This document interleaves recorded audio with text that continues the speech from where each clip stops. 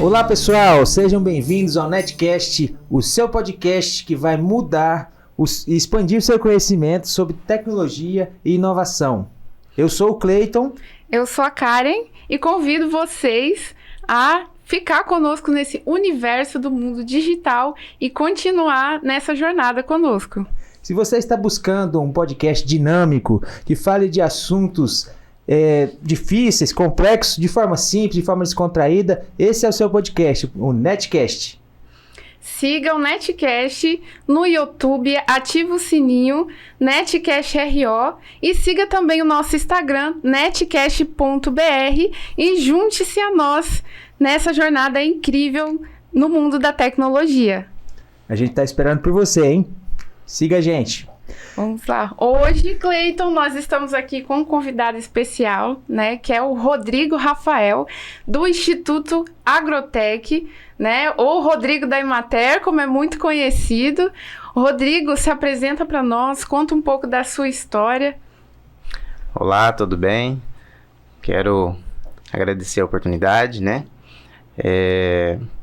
Pois é, eu já estou nessa área do agro, já tem, na verdade, toda a minha vida, né? Eu morei na área rural, estudei em escola agrícola, hoje Instituto Federal de Rondônia, Campus Colorado, na época era Escola Agrotécnica Federal de Colorado Oeste. Em 2005, concluí o ensino técnico, de lá eu já fiz o estágio, trabalhei em casa agropecuária, trabalhei com piscicultura, trabalhei com classificação de grãos e fiquei aí praticamente 10 anos na Emater, né? E agora, há menos de 2 anos, aí estamos no Instituto Agrotech, uma empresa que eu faço parte da sociedade e graças a Deus vimos, né, atendendo aí os produtores rurais e ao longo desse tempo aí prestando um bom serviço, buscando levar o conhecimento, levando tecnologia e inovações. Legal. Conta pra gente, vamos aproveitar aqui e falar de quem proporciona pra gente esse podcast. Os nossos patrocinadores, a Netway, provedor de internet, com planos de internet residencial, planos rurais, internet dedicada, link de internet. Então, falou de internet, é Netway. E a nossa loja de informática, né, Karen? Isso mesmo, a Inksoft, né, tão conhecida. Se você precisa de produtos de informática para sua empresa, impressora, toner também, carga de toner, pode entrar em contato com a Inksoft, que eles estão à disposição com o melhor atendimento para você. Rodrigo, como a gente estava falando, antigamente os pais da gente falavam, né, estuda, senão você vai para a roça. Hoje o jogo virou, né? Hoje você tem que estudar e muito para atuar na área rural, no agronegócio. Agora já mudou, né? O conceito é um negócio, a proporção do PIB que o agronegócio movimenta é gigantesca.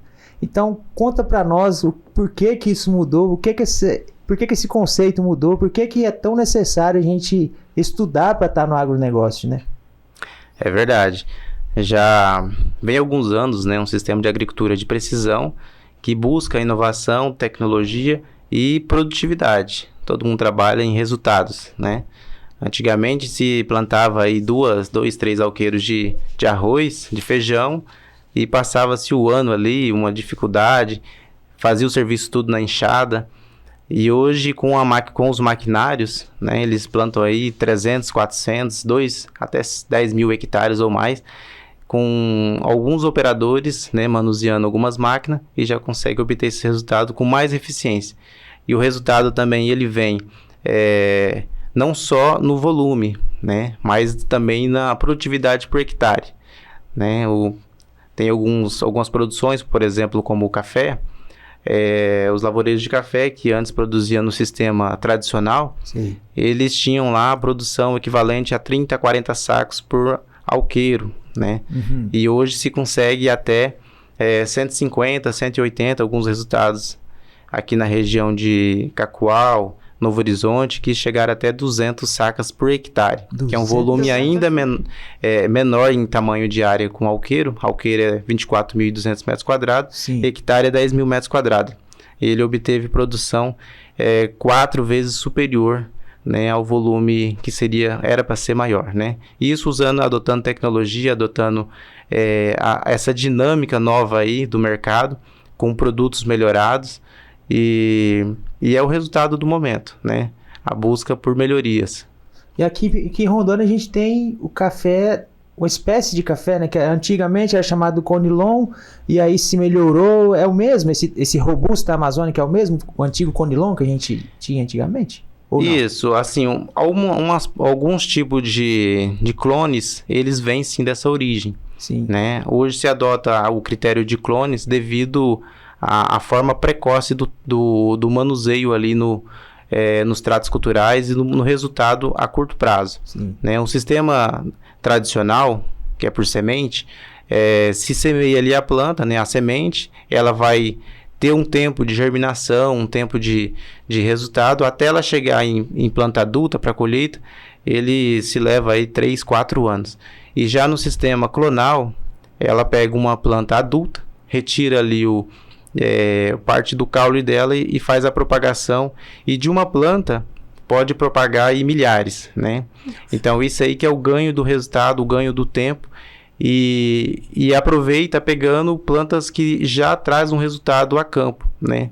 Uma planta lá que produzia talvez aí seus 4, 5 latão, sim, ou mais, né? 10, 12 latão, dependendo da planta, e ele aproveitando aquela planta que tem um resultado melhor que a outra, que talvez produzia só uns 3, 4 latão, ela já ganha pegando somente plantas melhoradas, né? Então, a planta clonal, ela não seria apenas uma genética, né? Hoje, o café de Rondônia é considerado chamado Coffea Canefra. O Coffea Canefra, ele é o mesmo Conilon, né? Porém, ele melhorado, né? A Embrapa vem desenvolvendo ele e a cada dia vem criando-se novos clones com resultados ainda mais precoces, com mais produtividade e com resistência a pragas e doenças, né? Que é o objetivo tecnológico. Nossa. Então ele vai fazer... Mas é aquele remapeamento genético das plantas também? Com certeza a Embrapa deve estar trabalhando muito nisso, né? Faz. A Embrapa tem vários tipos de estudos, né? A curto, médio e longo prazo, né? Tanto na qualidade, na genética, na aceitação de mercado, né? Em relação ao ambiente a ser cultivado, porque há um tempo só planta em café em terra roxa. Hoje em areias, né? Estão cultivando aí com irrigação e tendo bons resultados. Café. Nossa, então a tecnologia contribuiu bastante, né, para o crescimento, e não só a tecnologia da informação, né, mas também tem aí as nanotecnologias que a gente chama, né, que já mexe ali nas partes mais pequenas fisicamente falando, né, de qualquer coisa para poder trabalhar. Então, é legal saber que num espaço menor agora, né, não precisa mais de áreas tão grandes para produzir muito mais. Né? E com esses estudos e tecnologias, inclusive aqui da nossa região, o estado de Rondônia já foi premiado várias vezes, né, como o melhor café. E o pessoal aí que é da TI, que é da informática, né, não só da TI, mas não vive sem o cafezinho, né? Então, que bom, né, que o pessoal está estudando para conseguir produzir ainda mais, né, e ocupar menos áreas, né? Então, aqui eu gostaria de falar um pouco, né, das tecnologias que tem hoje no campo, né, e falar aí com o Rodrigo também o que ele já viu aqui. Pegar o gancho, né, Karen? Agora, dia 5 de junho é o Dia Internacional do Meio Ambiente, né? Isso, nós começamos agora, né, na Semana do Meio Ambiente, nesse mês de junho, então muito se fala no cuidado, né? Nos 3 R's, né? Então, tem vários cuidados que a gente faz com o meio ambiente. Eu acho que uma das maiores contribuições para aproveitar melhor, né, o meio ambiente, para você otimizar, você ter mais eficiência em pequenas áreas, né? Isso, com certeza, é fazer também o cuidado do meio ambiente, né? A eficiência faz com que você precise de cada vez menos espaço para produzir. Eu acho que a eficiência, a tecnologia contribui muito para o meio ambiente. Você concorda com isso, David? Concordo plenamente. né? Como a gente já citou o exemplo do café, a pecuária, né? Hoje se trabalha com gado leiteiro aí, também na mesma proporção que antes era 2 vacas por alqueiro, hoje pode chegar aí até 10 vacas no hectare. Isso tudo em sistemas de tecnologia, rotacionado, na produção de grãos também tudo segue o mesmo rito. E com isso o produtor ele tem toda a oportunidade em preservar suas APP, reserva legal, mantendo os cuidados, né? Não só da sua produtividade, mas também do meio ambiente, que é um bem para todos, né? Então, se ele tem ali uma área de preservação, ele precisa de uma renda, né? Para manter aquela área preservada, né, cara? Com Aproveitar certeza, né? aquela área, ela é um ecossistema, né? E sempre que chega uma tecnologia nova, ela costuma ser muito cara, né? Para você conseguir implantar. Então, tem vários sistemas, né? De financiamento, de programas, né? Que o produtor rural pode estar inserido ali no meio para conseguir escalar, né? Cada vez mais a sua produção. Então, pesquisando também nesse meio, né? A gente vê o mais comum sistemas de irrigação, né? A gente vê sistemas totalmente automatizados, tem várias fazendas, né? E plantações em Rondônia, Mato Grosso, as regiões, né? Que você vai viajando, já vai vendo os plantios, onde a irrigação é totalmente automática, né? Você não vê ninguém andando ali no campo mais Onde eu vi muita irrigação em Luiz Eduardo Magalhães, na Bahia, região da Matopiba. Ouviu falar dessa região? Não conheci. Maranhão, as iniciais, né? Maranhão, Tocantins, Piauí e Bahia. Aí pega um cinturão ali, igual os Estados Unidos gostam de chamar, os belts, né, americanos. Então tem um cinturão no Brasil, nessa região nordestina, e tem muita produção, algodão, eu vi produzindo tem muita produção nessa região, Matopiba. Olha e lá é um dos melhores lugares para produção de energia solar também, que é muito perto da linha do Equador. Então pega uma boa parte ali da inclinação do Sol, é uma excelente área para produção de energia solar. E eu vi muito disso, muita irrigação lá, Karen. Muito automatizado. E você fica pensando, né, se tivesse que ter pessoas passando ali, né? Exato. Com mangueira, com tudo, para poder levar água para aquele monte de lugar. E a gente vê locais longe onde não tem fonte de água, né? E consegue levar encanado até lá e conseguir ter um plantio. E como o Rodrigo falou, né, até em terreno arenoso a gente tem produção hoje. Então isso melhora até a qualidade de vida das pessoas daquela região, que acaba ficando mais em conta, né, os produtos, já que são produzidos ali, não precisa ser importado, né? E Rodrigo, nós ficamos sabendo aí que o Instituto Agrotec também auxilia, né, os produtores rurais nesses programas de incentivo.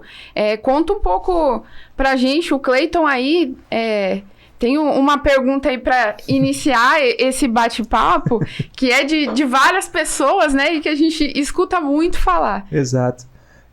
Quando a gente compra uma terra, né, as pessoas compram a terra, antigamente a gente tinha aquele conceito, né? Se não derrubar, quando a gente tinha o risco de perder o nosso território, quando o governo fez aqueles programas de ocupação, né? Vamos ocupar para não perder. Veio aqui o INCRA, incentivou-se vir muitos migrantes, né? De Minas, muitas pessoas vieram de Minas. Minha família veio nessa época para Rondônia. Teve muitos mineiros que foram para Ouro Preto ali, tem muito mineiro em Ouro Preto, e vieram os paranaenses, né? Então tinha aquela máxima, né? Se não derrubar, vamos passar para outro que queira trabalhar, que queira derrubar e queira ocupar essa área, queira produzir aqui. Hoje, a gente pode comprar uma terra e sair derrubando igual antes? Negativo, né? Esse conceito aí, ele perdurou por muito tempo, né? Eu lembro, como eu falei, meu pai tem sítio até hoje, meu sogro tem sítio, né? E eles foram desse período onde tinha essa notícia, né? Essa situação. Alguns servidores, eles até chegaram a fazer alguns questionamentos, alguns apontamentos. Falaram, olha, a gente precisa de ver trabalho. Se você não trabalhar, significa que você não quer ter a terra. Houve-se talvez aí algumas falhas, eu não vou julgar o INCRA em si, porque tem as condicionais ambientais que sempre veio, né? A lei atualmente vigente é a 12.651, né? Que foi feita agora já em 2012. Porém, ela veio substituindo uma de 64, que já preservava o meio ambiente. Já tinha as considerações de reserva legal, de área de preservação permanente. Porém, houve-se muita falta de instrução, né, talvez por parte dos governos passados ou da própria política pública de divulgação do SEDAM, do INCRA, as instituições, né, que tinham, para poder informar corretamente. Vocês derrubam, né, o suficiente, porém deixam as margens de APP, que são as beiras de rios, de matas ciliares, também as nascentes, né, e aí não houve esse cuidado. Hoje, né, como eu falei, a gente está dentro dessa lei 12.651, que ela diz assim o seguinte, que quem derrubou até 22 de julho de 2008, derrubou. Quem não derrubou, não derruba mais, né? A gente percebe que ainda tem muitas derrubadas, isso é ilegal, né? Perante a lei, ela não permite fazer derrubadas após essa data. Tem alguns critérios de zoneamento, só que esse zoneamento ainda não foi aprovado, não passou pelo Congresso e não houve aprovação. Que o zoneamento ele delimitaria uma oportunidade aí para Mata Amazônica, é o que predomina aqui no estado de Rondônia, de chegar aí 20% de exploração e 80% de conservação. E áreas de cerrado, que é aqui Pimenta Bueno, a parte de Chupinguai, seria aí em torno de 70% de exploração, né, área para poder trabalhar com pecuária, com agricultura, e 30% com vegetação, a vegetação nativa. Conta-se também nessa vegetação nativa as áreas de APP, é uma somatória, né? Ela faz parte ali do percurso. No primeiro código que tinha, ele não somava. APP era uma coisa, reserva legal era outra. Era duas situações de soma separada. E aí acabava dando um atrapalho na hora de fazer os licenciamentos ambientais, né? Que hoje, atualmente, foi substituído pelo Cadastro Ambiental Rural. Cadastro Ambiental Rural, que é... Quais são os passos, né, Karen? Isso, quais são os passos para a gente fazer esse cadastro ambiental rural, né? Tem gente que conhece por CAR, por CAR, né? Então, às vezes, a gente falando cadastro, assim, rural, o pessoal não vai lembrar muito, mas pela sigla, né? Também é muito falada, você vê nas mídias também. Então, Rodrigo, explica para a gente aí como é que funciona esse cadastro. Então, a partir dessa lei aqui, 12.651, ela foi firmada que a regularização fundiária, a apresentação dessas áreas seria através do CAR, né? Que é o Cadastro Ambiental Rural. Ele tem a finalidade de apresentar onde ficam as áreas consolidadas, que é as áreas que o produtor tem ali a oportunidade de trabalhar com agricultura, pecuária, né? E as áreas de reserva legal, que se chama ou por vegetação nativa, né? Ou por própria reserva legal mesmo, que tem como colocar essas duas titulações, né? Aí no cadastro, o cadastrante, né, o técnico cadastrante, ele vai ter a oportunidade de estar apresentando ali junto com o produtor as áreas que vai ficar de vegetação e as áreas que estão abertas, né? Aí, em relação a rios, né, que são os afluentes, também ele vai colocar, tudo no desenho ali do CAR. A finalidade dele é demonstrar mesmo a público, né, que a área dele tem a demarcação em tal ambiente, tal lugar, e tem vegetação ou não tem, né? Então o CAR tem essa finalidade de apresentar a propriedade dele. Olha só. E lembrei agora, né, dessa parte de vegetação de proteção, né? A gente tem um sensor de clorofila, né, que eu acho muito interessante, que é um sensor que estão instalando nas fazendas, que... Para quem é do agro aí, existem os defensivos, né, ali da plantação. E ele detecta e pulveriza esses defensivos só onde está verde. Então, ele consegue fazer isso de forma automatizada também, sem precisar de um avião ou de alguma coisa passando ali, pulverizando tudo, né? Que tá no caminho. Então, ele consegue detectar só o que tá verde e pulverizar só ali, né? O defensivo. Então, consegue selecionar até qual é o combatente certo, né? Para determinado tipo de praga que é predominante ali da região. Eu tava vendo também, Karen, um software que ele posiciona os talhões. Você fez seleção de soja, vai ser bem familiar para você. Os talhões, né, que são áreas de 16 até 300 nesse software, tava vendo?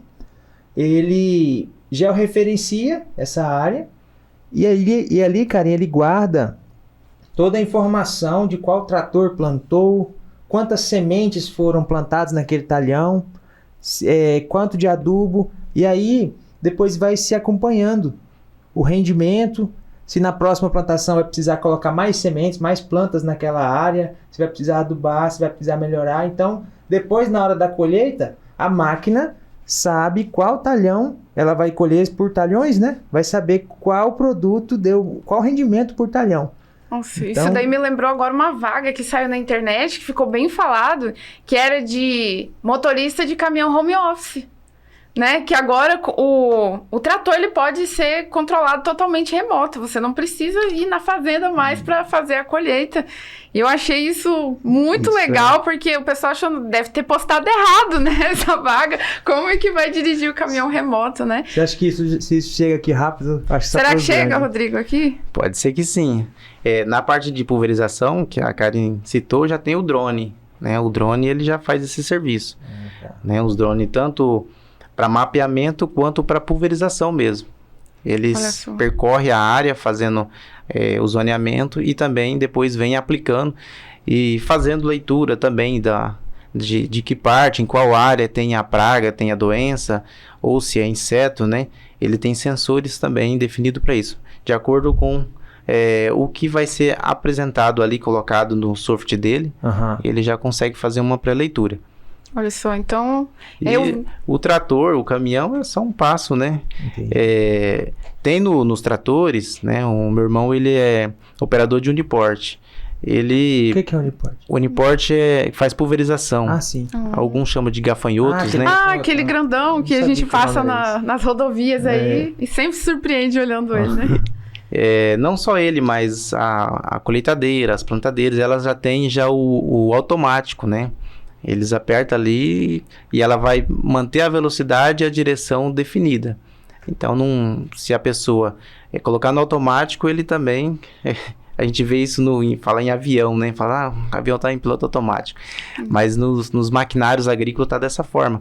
Então, eles conseguem fazer ali um plantio com a mesma velocidade e a mesma força predominante, sem que haja excesso de aplicação ou excesso de plantio, né, na hora que está semeando a semente ali, o adubo. Então ele tem um controle de um tempo exato. Eu vi também no site da WWF a integração, né, a parte integrativa, que aí estuda-se, é todo um ciclo, né? Estuda-se a área, estuda-se aquelas pragas. Eles vão estudar também quem são os predadores naturais das pragas. E aí eles fazem a integração. Para evitar de usar muito defensivo, usa de forma natural o defensivo natural, que é o predador daqueles animais, daquelas pragas, né? Então, eu vi no site da WWF isso aí. Falando de meio ambiente, né? É uma ótima solução. Falando muito, muito também, Rodrigo, e Karen, falando da agricultura familiar também, né? Que na nossa região é o que mais... A gente está falando muito de tecnologia também, mas na nossa região o que mais predomina é a agricultura familiar, o plantio em pequenas áreas, e a gente incentiva muito, eu vejo muitas iniciativas, muitos fomentos para a agricultura familiar aqui na nossa região, né? Então, o que a gente tem de tecnologia para a agricultura familiar? Você já se presenciou? Correto, essa aí é até digamos, a minha praia, né? Na Emater e aí também no Instituto Agrotec eu tenho atuado mais frequente na agricultura familiar. As tecnologias mais voltadas são no pesagem de animais com troncos de contenção, com balanças, né? Manejos rotacionados de pastagem, onde consegue aglomerar mais animais em menos áreas, os confinamentos, né? Semi-confinamento, que também consegue trabalhar com mais animais em menos áreas. Isso já tem na agricultura familiar. O café, né, que já comentamos, né? O café está mais frequente e mais atuante na agricultura familiar, porque são áreas mais fáceis de manuseio. E mesmo que tenha maquinário pesado, tem alguns que aqui em Rondônia já tem maquinário que colhe 100%, e tem o semi-mecanizado que colhe parcialmente. Tem ajuda humana ali auxiliando na colheita, mas tem também que faz a colheita 100% do café sem precisar de estar lá derriçando, né, retirando os grãozinhos. Eu vi um trator que coloca-se uma lona, corta seus Esse é o semi-mecanizado. Ah, tá. E tem o 100% mecanizado, que a máquina passa no centro ali da rua. Sim. E ela faz a derrissagem sozinha ali, né, já fazendo a colheita própria, né? Nossa. É o que faz na soja e no milho, que a colheitadeira entra cortando. Neste caso, ela só entra sacudindo ali os ramos e não prejudica a planta. A colheitadeira já 100% automatizada, que não faz assim o auxílio humano para tirar, né? Entendi. A outra precisa. E cada vez mais, Cleiton, na conversa, né, a gente vai vendo que o trabalho no agro, né, na agricultura familiar, ele não é tão... já não está tão pesado mais quanto antigamente, né? Que Verdade. os pais falavam, né? Tu nunca pegou num cabo de enxada e aí tá reclamando, né? De tá tendo que ir trabalhar de a pé ou alguma coisa nesse sentido. E agora a gente já tem maquinário que faz a colheita sozinho, não precisa bater café, mais igual o pessoal falava, né? Ficar com os braços doloridos. Hoje tem roçadeira de fácil acesso. Tudo. Tem aquela roçadeira enxada rotativa. Mais segurança tratorito, também. né? Aquele tratorzinho pequeno. Igual o Rodrigo falou que sofreu um acidente, né, uma vez aí no trabalho, e essas tecnologias acabam reduzindo também, né, esses números necessidade de mão de obra também, né, cara? Mão de obra também. Que... Você fala reduzir acidentes? Isso, teve aquele pessoal também que saiu muito do sítio, veio para a cidade, né, para se formar e para outras áreas, e acaba ficando mesmo sem mão de obra, ou sem quem assumir, né, as terras. E agora tá começando a ter um efeito um pouco... Eu lembro da minha infância, ao contrário, tinha né? uma história do êxodo rural. Êxodo rural, né? Todo mundo anos 90, estudou um pouco disso. E hoje a gente tem as redes LoRa, né? Que é a internet das coisas, que para quem tá nos assistindo aí não sabe ainda o que é a internet das coisas, né? São esses dispositivos, vários dispositivos pequenininhos que a gente tem agora espalhado pela casa, que a Alexa controla, né? Você fala, Alexa, apaga a luz. Tem um sensorzinho lá que faz ela reconhecer e apagar, né? Então, a internet das coisas está no meio do agro também, né? E precisa de ter uma conexão boa, né? Exato. Não só de levar a internet até no campo, mas de montar uma rede ali no campo, que quando tiver internet ela vai se interconectar, né? Exato. Então, tem fazendas aí grandes que tem uma torre, né, dentro do sítio, já não dá mais para ficar sem, né? Meu cunhado também, ele é engenheiro agrônomo e ele também atende várias fazendas, né? E ele tem um aplicativo onde eles lançam ali como é que tá o andamento, né, da colheita, e o produtor rural fica acompanhando lá como é que tá, o que foi feito, né? Se demora a lançar, ele já reclama, por que não tá aqui no meu sistema, né? Então, a gente já vê uma mudança também no comportamento e na quantidade de dados que está se gerando, né? Porque tem a preocupação também de proteger essa informação, né? Tem ali certos países que você não pode viajar nem com semente, com plantas, né? Porque pode ser praga ou alguma coisa e levar isso para outro lugar. Imagina com uma informação dessa, sai daqui para outro país, né? E alguém usa isso contra a gente, que é um país tão produtor, né? Vários outros países dependem do que a gente produz aqui, né? E, Rodrigo, eu gostaria de falar com você também que não é a Bolsa Prada, a marca Prada lá, né? Mas no rural também tem Prada. Explica para nós um pouquinho do que é isso. Voltando aqui para o assunto do meio ambiente, a gente, além do CAR, acontece, né, da propriedade ela receber alguma infração, algum problema decorrente a atuação do próprio produtor, né, por irregularidade, ou vinda de outros, né, que pode acontecer, vir queimada, ou o próprio produtor ali fazer derrubada, aí ele tem que fazer a defesa dele perante aos setores, né, que é IBAMA, SEDAM. Então, por exemplo, igual, a gente sempre sofre, né, bastante na região, começa a virar uma nuvem de fumaça, inclusive nos próximos meses aí, é o que nos aguarda, né? Então, se caso aquele fogo que tiver ali naquela região afetar outra terra de outro produtor, ele tem que se defender também para dizer que não foi ele, senão ele leva a culpa também? Leva a culpa. E, infelizmente, o INPE, né, que é o Instituto de Pesquisa, ele vai fazer o zoneamento do satélite e ele vai identificar onde houve foi detectado ali as incidências. E o produtor que foi ferido, né, por essa situação, ele imediatamente ele tem que fazer um registro de boletim de ocorrência, apresentando que houve uma queimada e não partiu dele, né? Talvez uma bituca de cigarro foi lançada aí pelo caminho e atingiu ali a propriedade dele.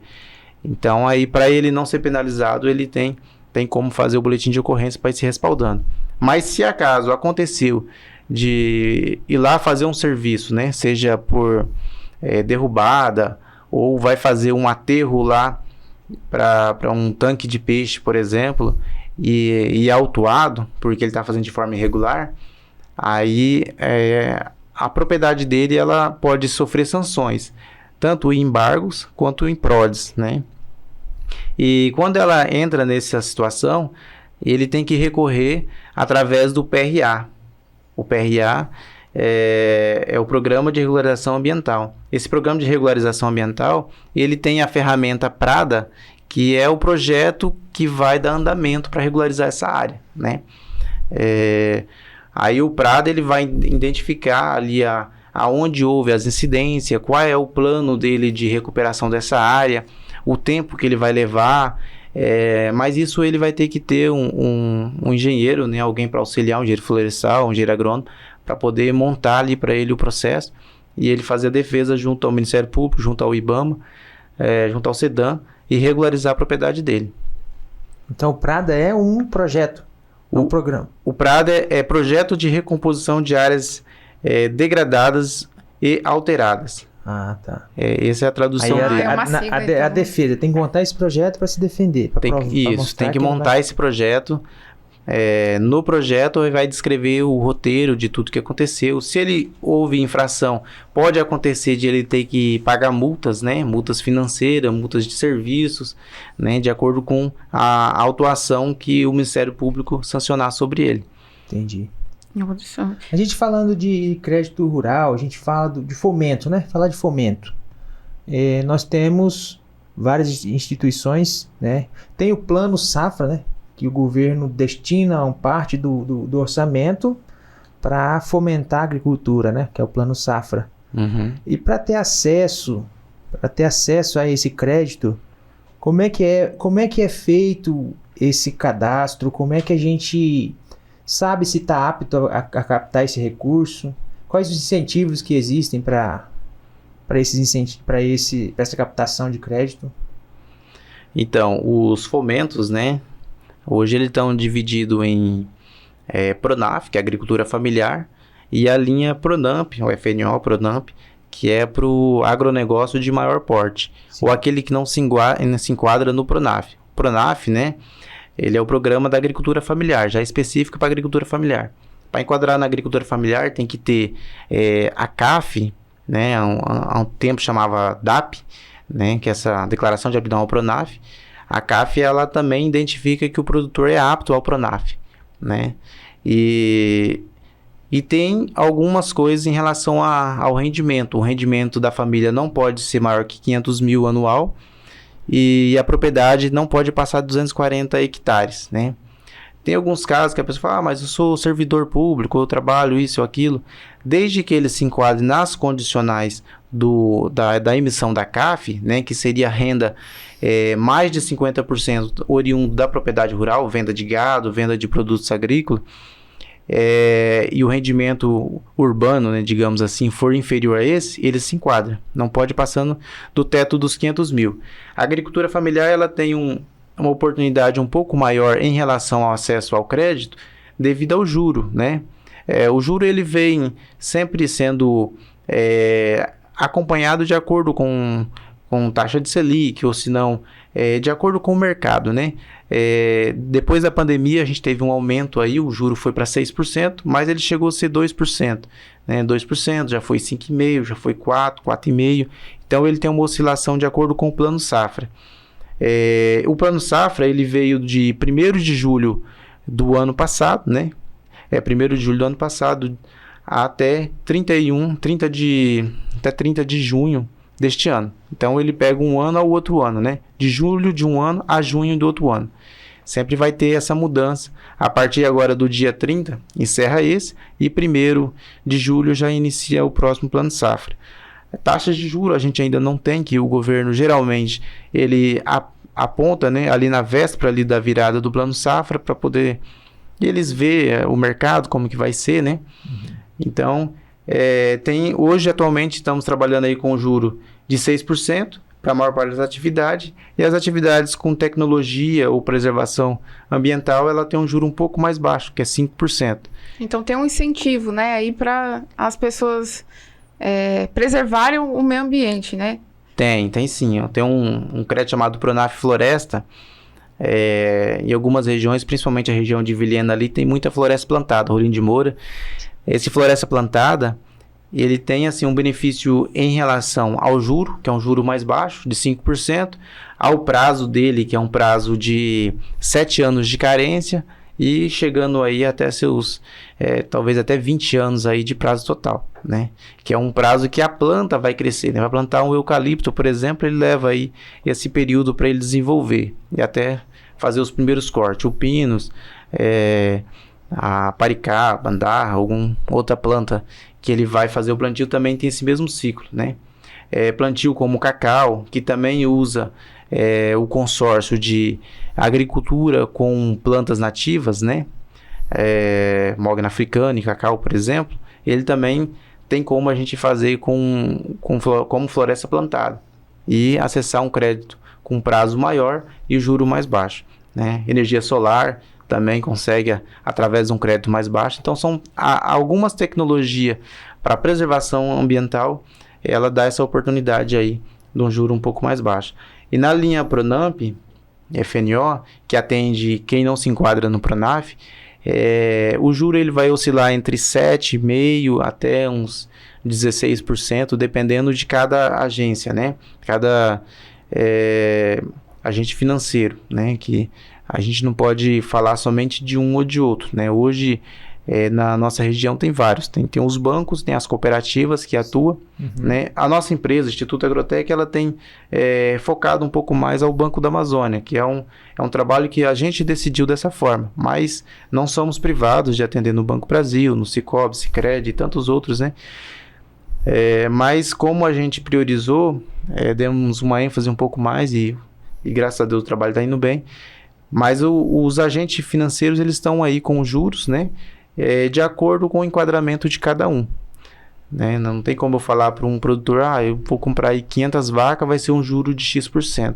Ele vai ser de acordo com o aporte financeiro dele, de acordo com... A instituição financeira, ela entra como um avalista, quem vai pegar esse dinheiro do governo, porque o dinheiro é um fundo do governo, né? Ele vai fazer um repasse, né? Esse dinheiro vem... Ele é um fundo, aí o agricultor, a pessoa que quer tomar esse crédito, faz todo o projeto, né? Através de empresas, através de profissionais da sua área, né? E aí se pactua esse crédito, mas só que o dinheiro eu acho que vem do governo, esse dinheiro? Isso, o governo é o Banco Central mesmo que destina. Sim. Uns são destinados pelo BNDES. Sim. E outros pela linha FNO, né, que é o Fundo Nacional.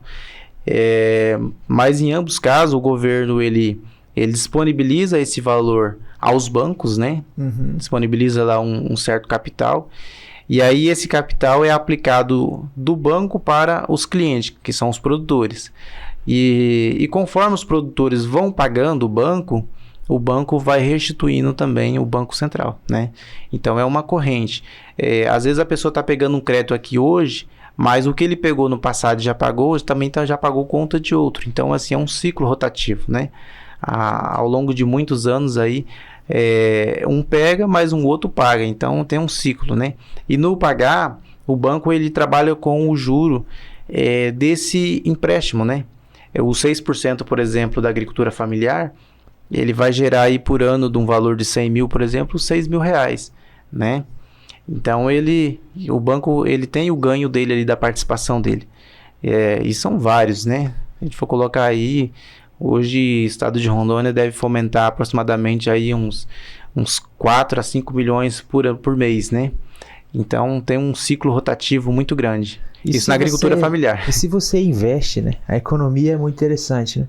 Toda vez que você fomenta alguma coisa, a economia no entorno, né? Ela vai girar. Esse dinheiro vai girar na economia várias vezes, né? Em vários ramos diferentes. O ramo do suprimento, né? Para prover os insumos, né? As pessoas vão comprar os insumos para produzir. Essas pessoas que vão fornecer os insumos têm funcionários. Esses funcionários vão comprar no comércio. Esses insumos vão ser... Então vai se criando um ciclo, né, de economia e vai movimentando aquela região, né, movimentando economicamente aquela região, né. Isso é que é interessante. Sim, tem PIB de certas cidades dessa região aí amazônica, né, principalmente, que o PIB da cidade é todo do agro, né? Então, ele que traz pessoas para visitar a cidade, né? Vem gente de fora avaliar. A gente sabe aí que as redes, por exemplo, de frigorífico, né?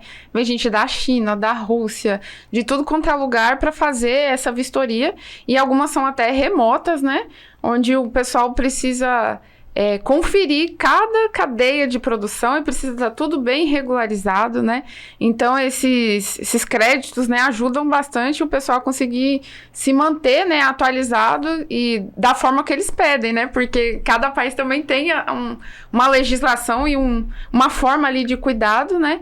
Que se falhar em uma etapa, você já perde a venda, né? E... eu gostaria de falar um pouco agora do ramo da pecuária, né? Que a gente está falando do agro, né? A gente falou bastante aí da questão do plantio, né? Dos créditos, né? Para ajudar as pessoas. E no agro, né? Hoje o pessoal, a gente ouve bastante falar... Exato. Olha, que vontade de comer um bife Angus, né? Um Ancho, né? Um Aberdeen, tem as raças famosas agora aí. Tem uns nomes que a gente nunca ouviu falar, né? E ficou parecido com degustação de vinho, né? Os cortes das carnes. Então, tem corte argentino, verdade, né? Tem uns que são específicos aqui do Brasil e...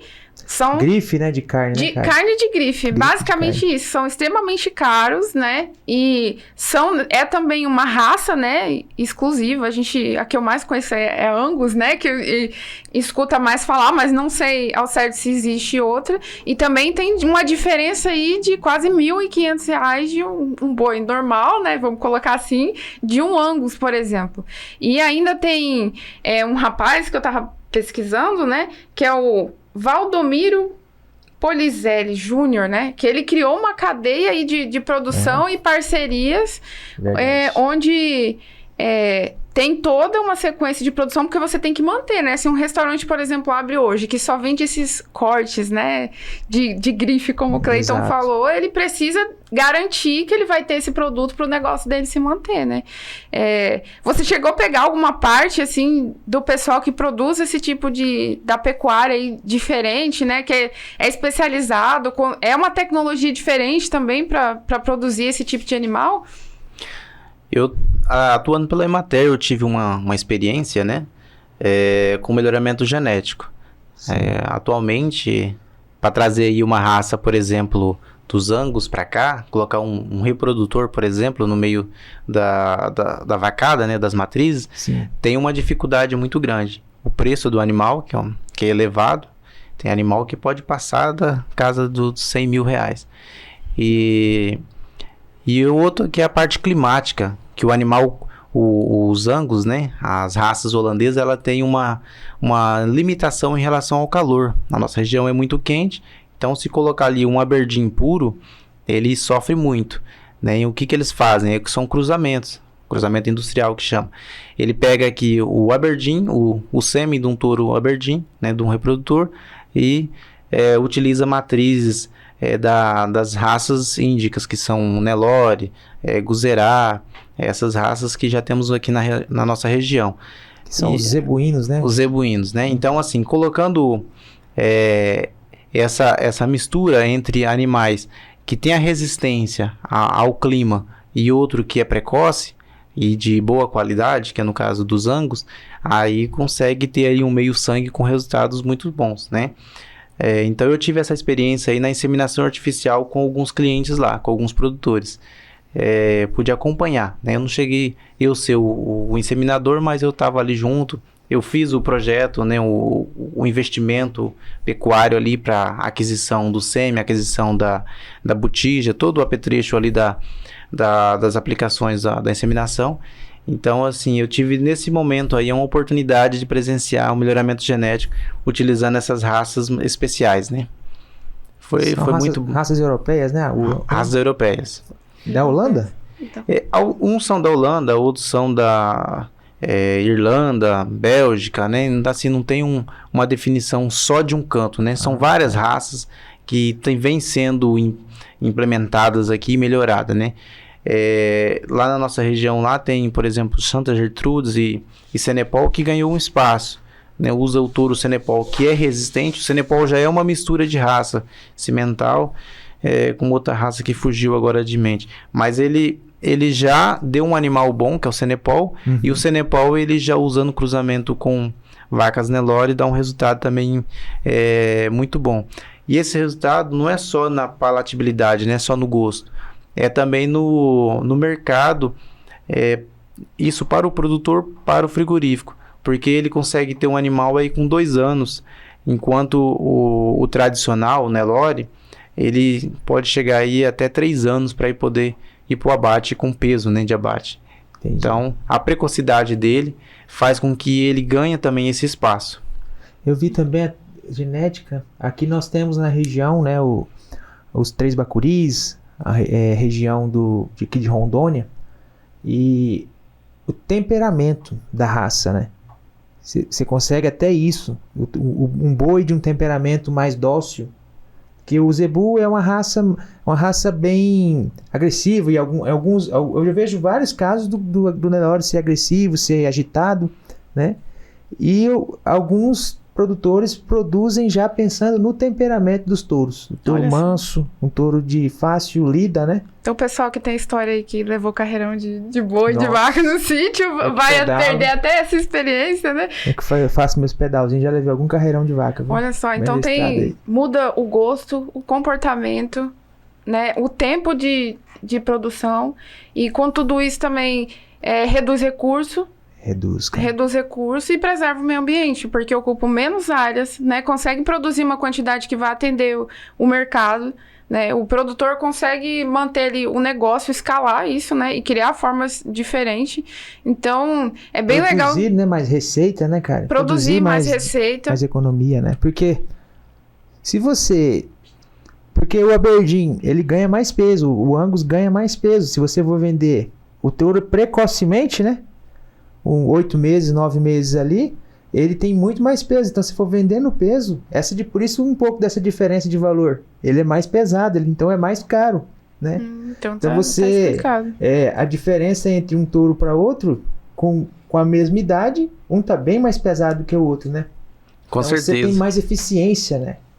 Aproveitou melhor os recursos, investiu numa genética boa, né? Um melhoramento ali para que você gaste menos, porque o que demora 3 anos vai comer quase o mesmo tanto, muito mais, quer dizer, né?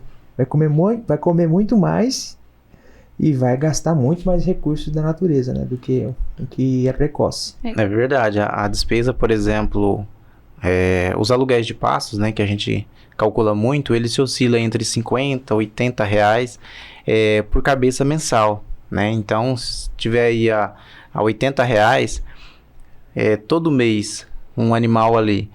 E com essa precocidade economiza 12 meses, né? Você economiza 12 meses.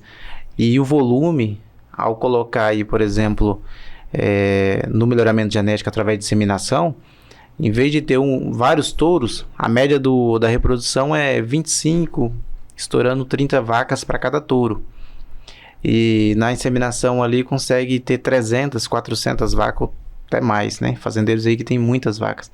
E ele faz a inseminação e às vezes num dia, 2 dias faz essa cobertura toda, né? E quantos touros seria necessário, né? Então tem um ganho de produtividade muito grande com essas tecnologias. Ganhando tempo, ganhando eficiência, né? Na genética.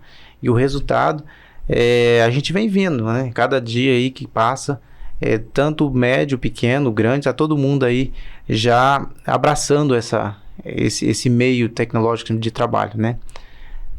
Então eu acho que isso até dificulta, né, Karen? Para o entrante, né? Não é um negócio para amadores mais. Não tem esse negócio mais de se você não estudar, você vai para lá. Você vai ter que estudar também, porque você não vai sobreviver mais em lugar nenhum, né? Então, tem que estudar tecnologia. Eu vi também que saiu novas faculdades, novos cursos técnicos. Tem agora tecnologia e agronegócio. Essa é a graduação que eu vi, tecnologia e agronegócio. Uma graduação específica para que a pessoa consiga entender os processos tecnológicos e inserir isso no rural, né? E é até legal, porque é uma formação onde vamos ter pessoas pensando em criar tecnologias para auxiliar o produtor rural, né? Exato. Que é tão importante, a gente viu aqui, tanto para economizar recursos do meio ambiente, né? E manter a produção, porque as pessoas precisam se alimentar, né? E a gente alimenta não só o nosso país, né? Como muitos outros, depende do que a gente produz.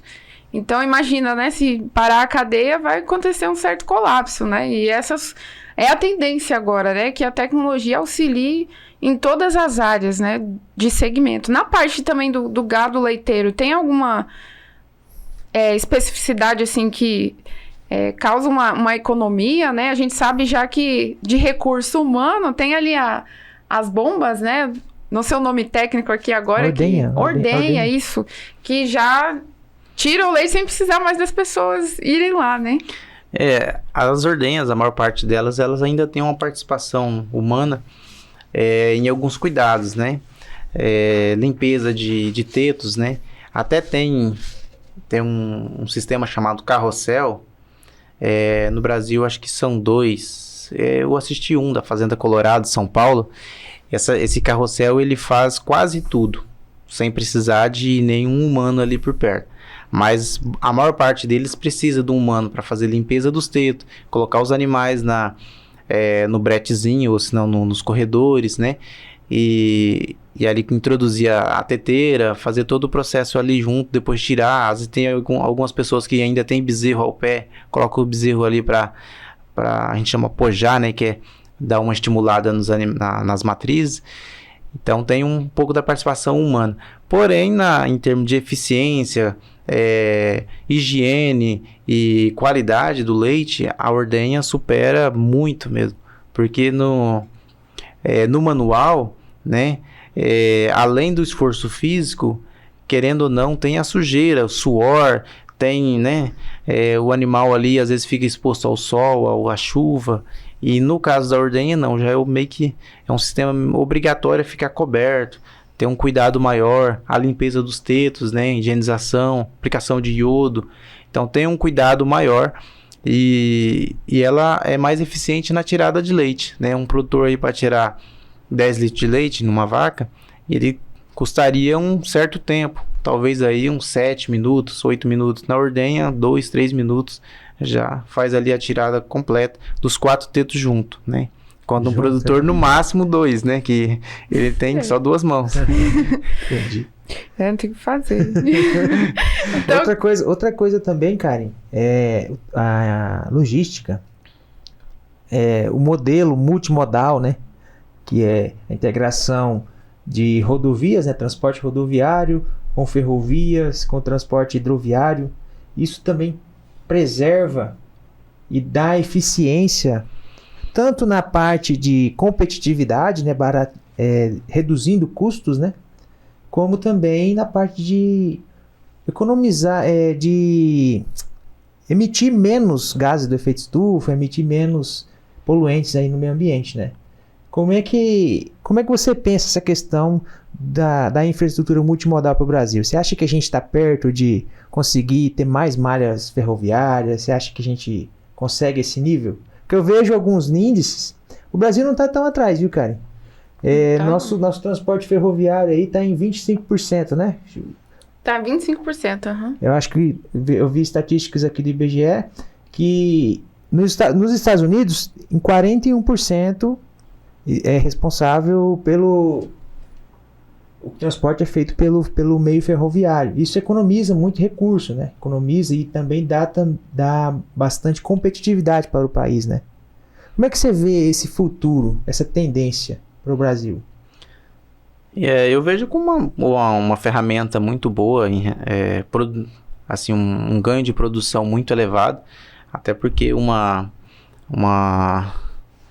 locomotiva dessas, ela pode transportar volume aí de 300 carretas, por exemplo, né? Entendi. Ou até mais, né? Dependendo do aporte de cada locomotiva de trem. E o resultado a gente vê tanto no volume, né? A eficiência, porque ele vai chegar num período certo lá na hora de fazer a baldeação para navios, porque a logística com carretas, né, rodoviário, infelizmente a gente não tem uma padronização, porque uma carreta vai carregar isso a 50 toneladas e ela tem uma variação de tempo uma da outra, lugares diferentes de recepcionar os produtos, né? Então não tem assim um padrão. Às vezes está recebendo uma soja, por exemplo, de uma fazenda que está sendo bem produtiva, com teor, uma qualidade melhor, e aí já vem de uma outra que não é tão boa, e aí no final tem que misturar tudo. Então, já no caso do ferroviário, ele pode padronizar isso melhor, né? Levar um lote de um silo só, né? Isso, um secador só, entendi. Então, e outro aspecto também é a incidência de acidentes, né? Aqui esse trecho aqui de Pimenta Buena, Vilhena aqui, o mês passado, eu me recordo, acho que de 6 acidentes, né, de carretas. Nossa, realmente. Então, infelizmente, o rodoviário, ele tá mais susceptível, né, tá com risco. E aí vidas, né, transtorno financeiro, né, e para as pessoas que estão ali, então, é muito prejudicial. E com o ganho aí da ferrovia, né, essas carretas vão continuar atuando, porque elas vão sair dos secadores, vão sair dos armazéns e ir até nos pontos de coleta mais próximos. Eles vão ganhar em logística, agilidade, vão fazer um transporte mais rápido e por outro lado, né, evitar maiores transtornos aí com a própria vida, né, que estão correndo. Entendi. Com certeza. Porque escoar, tem que escoar, né? E o multimodal, porque eu acho que tem que ser eficiente. Tudo tende-se à eficiência, né? Então a carreta não vai perder o espaço dela. Ela vai se manter na posição dela ali, que é para fazer transportes de curta distância, né? Curta distância. Isso já Várias acontece viagens. no Mato Grosso, né? Mato Grosso, uma parte da Bahia, né? Minas Gerais, Espírito Santo, ele já tem essas ferrovias lá, São Paulo, e eles transportam de uma parte até chegar ali no ponto ferroviário, e ali faz o translado de uma para outra, né, a carga, e consegue obter o resultado. Então ele não vai perder, fala assim, o caminhoneiro vai ficar desempregado. Não vai, né? O mercado é grande, o espaço é grande. Rondônia, por exemplo, tem uma produção muito vasta em vários municípios, então a logística vai continuar. Ele só vai evitar de sair daqui do Cone Sul, por exemplo, ou lá do norte do Mato Grosso, que puxa aqui para Porto Velho e fazer esse percurso aí de 700, 800 quilômetros. Fazer um percurso de 500 quilômetros, 300 quilômetros, dependendo a logística que tiver, né? Entendi. Então, com certeza, contribui bastante, né, na economia. Exato. E agora, Rodrigo, nós gostaríamos aqui de perguntar algumas coisas para vocês aí relacionadas à tecnologia, de como é que é você nisso, né? Então, assim, o Instituto Agrotech, né? Eu gostaria que você falasse mais um pouco. Ele ajuda o produtor rural na aquisição desse crédito, né? E ele faz todo o projeto, assim, e você instrui também a pessoa em conhecimento, que pode ser melhor para aquela área, né? Que ela tem ali, dá sugestão, né? Do que pode fazer de negócio. Com certeza. Geralmente os clientes, né? Nossos produtores, eles chegam lá, uns já chegam já com a receita pronta, né? É como você vai lá na farmácia e já chega já querendo comprar tal produto. Mas outros querem, por exemplo, fazer uma certa aquisição. O que você acha de comprar umas vacas de leite? Aí a gente vai falar, ó, em tal região tem um gado melhorado, vai trabalhar com inseminação, ou trabalhar com monta natural, colocar um touro melhorado, né? Então, a nossa atuação, ela tem essa finalidade, em apresentar produtos bons, que dê resultado, porque ele está pegando um recurso que ele tem que devolver, né? E ao devolver, ele tem que devolver sobrando para ele, né? Não é pegar um recurso e depois ter que vender o que pegou para poder pagar. Essa não é a finalidade do crédito. A finalidade, o objetivo é ele produzir e com o ganho ele pagar o que ele pegou ali emprestado, né? Isso vale para maquinário, vale para qualquer tipo de estruturação, né? Para currais, para cerca, cocheira, né? O que ele vai fazer ali de ampliação, a gente sempre instrui para que ele faça com eficiência, né? Dando sugestões, apresenta alternativas. Esse é o foco para que ele tenha bons resultados. Nossa, legal. Que dica você deixa para a gente de estudo, dica de livro, qualquer dica para que fique aqui marcado uma dica que o Rodrigo deixou para a gente aqui nesse podcast. Eu não sou tão bom de leitura, mas assim, o trabalho que eu vejo assim que é bem voltado para essa produtividade mesmo é os trabalhos desenvolvidos pela Embrapa. A Embrapa aqui de Rondônia, a Embrapa Nacional mesmo, eles apresentam estudo rotineiramente com bons resultados, né?